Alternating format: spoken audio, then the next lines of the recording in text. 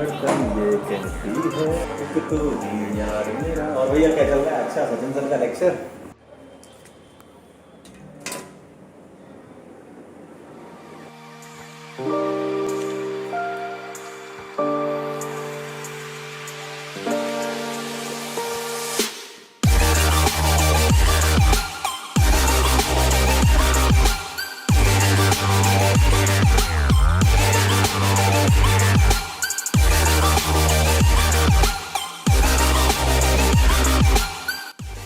बहुत बहुत नमस्कार, स्वागत है सभी लोगों का आज के लेक्चर में। बेटा आज हम पढ़ेंगे aromatic hydrocarbon and aryl halides.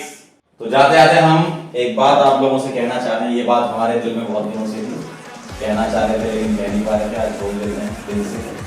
बहुत बड़ा वाला थैंक यू सभी लोगों को, आप यहाँ पर आए और आपने हमसे एरोमेटिक हाइड्रोकार्बन और अराइल हैलाइड पढ़ा। चलो तो आप लोगों को एक शायरी सुनाई देते हैं, मुझे बहुत पसंद है। ये हेटर्स लोगों के लिए भी, मुझसे हेट करो तुम्हारी नहीं गलती, अगर मैं भी तुम्हारी जगह होता तो मेरी भी गलती। चलो मिलते हैं बेटा नेक्स्ट लेक्चर में, तब तक के लिए ओके बाय।